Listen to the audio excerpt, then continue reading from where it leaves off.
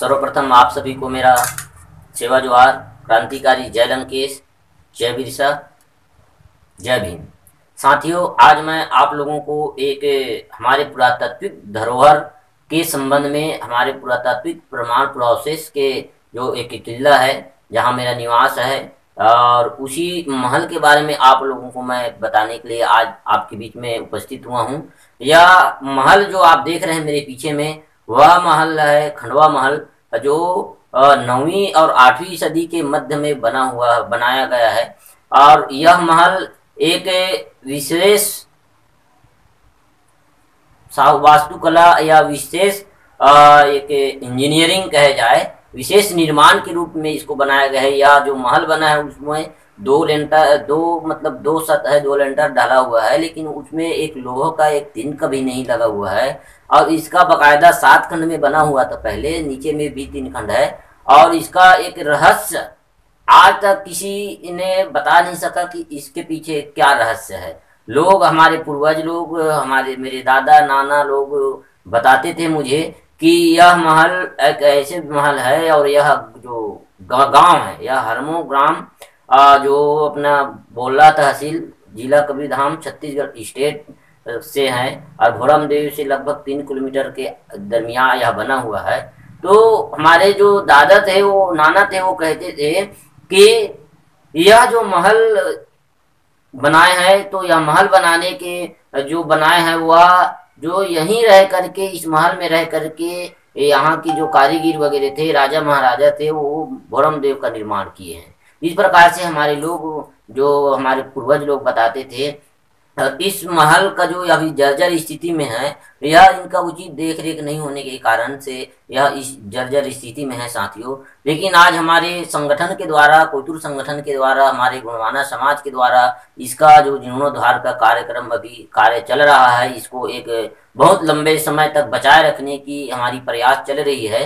तो यह महल के जो वंशवली था, वह उनके गोत्र ध्रुवा वंश का था, जहाँ एक कारे राजा का नाम का राजा है। उसका समाधि स्थल तालाब, गांव में प्राचीन तालाब है, उस तालाब के पार में आज भी उसका समाधि स्थल है। यहाँ की लोगों को मान्यता है, आज भी वहाँ बकरा का जीवा भाव देते हैं हमारे गांव के लोग, इस क्षेत्र के लोग, कारे राजा के नाम से, क्योंकि कारे राजा के ही वह अंतिम पीढ़ी था जिन्होंने इस महल के लिए अपना पूरे जीवन समर्पित कर दिया। और यह महल साथियों आज हमारे पुरातत्व विभाग, पर्यटन विभाग, सरकार दावा करते हैं, मतलब एक से एक चैलेंज करते हैं। लेकिन हमें सोचना चाहिए कि यह जो जिस समय भारत देश आजाद नहीं हुआ था, भारत अंग्रेज नहीं आए थे, उसके पहले से यह जो बना हुआ हमारा गढ़ किला, और आज पुरातत्व विभाग बना करके गवर्नमेंट अपना कब्जा में हमारे बड़े बड़े गढ़ किला को ले लिए हैं, और बड़े बड़े गढ़ किला की जो इतिहास को, मान्यता को बदल दिए हैं। और वो तो प्रशासन, और एक तो हमारा पुरातत्व जो अधिनियम यह कहता है कि अगर कोई भी प्राचीन अवशेष को, पुरातत्व अवशेष को अगर कोई बदलता है, कोई छेड़ता है, तो उसके ऊपर इतना जुर्माना लगेगा, 3 साल का सजा होगा, 2,10,000 इसका जुर्माना होगा, इस प्रकार से कहते हैं। लेकिन मैं चैलेंज करना चाहता हूं, आज जो हमारे आदिवासियों की, गुणवाना समाज की जो धरोहर थी, गुणवाना समाज की जो इतिहास थी, पुरातात्विक इतिहास थी, उसको बदल दिया गया है, और बदल के उसके साथ छेड़छाड़ किया गया है, उसके इतिहास को, उसकी मान्यता के साथ छेड़छाड़ किया गया है। लेकिन उसके ऊपर यह जो धारा अधिनियम लागू क्यों नहीं होता? भोरमदेव को देखो, अब भोरमदेव में जो सल्ला गांगरा पिंड था, उसको शिवलिंग कर दिया। अरे शिवलिंग कर दिया, आपने उसको हिंदुत्व की छवि उड़ा दिया, हिंदुत्व की छवि ढाक दिया। इसका मतलब यह है कि आप पुरातत्व विभाग की जो पुरावशेष की अधिनियम का उल्लंघन किए, इसलिए उसके ऊपर पहले धारा लगना चाहिए। तो आज जिस दिन पुरातत्व विभाग नहीं बना था, उस दिन हमारा समाज इसको सजो करके रखे थे, क्षेत्र को लोग देख रेख करते थे। और आज पुरातत्व विभाग बनने के बाद आज हमारा गढ़ किला को हमसे छीन लिया गया। आज हमारी जो प्रथा परंपरा थी, उसके प्रति हमारा आस्था थी, उसके प्रति जो इतिहास थी, मान्यता थी, उनको भी बदल दिया गया, उनको भी छीन लिया गया। और आज हमारे समाज अपने इतना वजूद होने के बावजूद, अपना इतना अस्तित्व होने के बावजूद, आज हम एक लवारिस की तरह जिंदगी जी रहे हैं। उसके पीछे उसको हमको सोचना है साथियों, उसके बारे में हमको चिंतन करना है। जब तक हम अपने कहते हैं हमारे बुद्धिजीवी लोग, अगर किसी समाज की संस्कृति और किसी समाज की इतिहास नहीं है तो वो अपना भविष्य का निर्माण कभी नहीं कर सकता।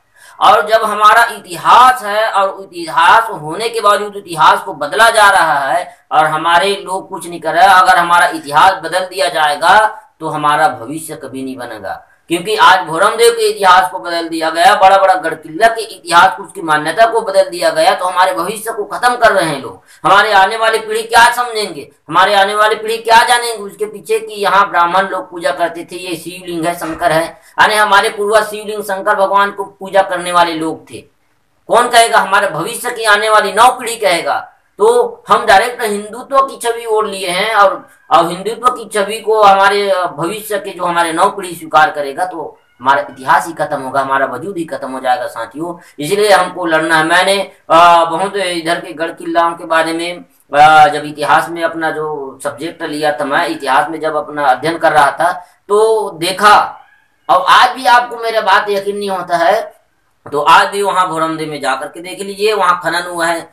त्रिभुज ब्रह्मा, चतुर्मुखी ब्रह्मा, तो ये विष्णु अपने अर्धांगिनी के साथ लक्ष्मी, अब ये गणेश, ये दुर्गा, ये शंकर, ये कृष्ण, इस प्रकार से नीचे में लिखे लिखे हैं।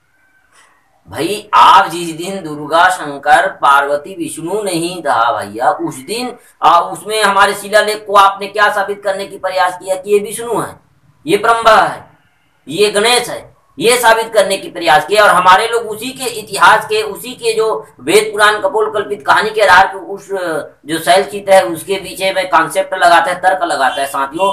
या ऐसा भी हो सकता है कि वह गणेश नहीं, गणेश के बजाय उसको हमारे पूर्वज ने किसी और मान्यता, किसी और सोच से बनाया होगा।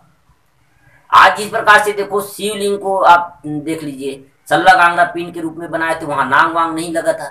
अब उसको डायरेक्ट वो लोग ने क्या किया, नाग को लपेट करके ये शंकर भगवान है ऐसे बोल दिए। तो भाई ये सब चीज हमें भ्रमित करने के लिए कर रहे हैं साथियों। इसलिए मैं अपने हर युवाओं को कहना चाहती हूँ, अपने बुद्धिजीवियों को कहना चाहता हूँ कि अपना इतिहास को, अपना धरोहर को, अपना पूरा अवशेष को अपने मुट्ठी में लो, अपने कब्जे में लो, तभी आपका भविष्य बन पाएगा। अन्यथा आपका भविष्य नहीं बनेगा, आपका इतिहास को मिटा दिया जाएगा और आप भी मिटा दिया जाओगे।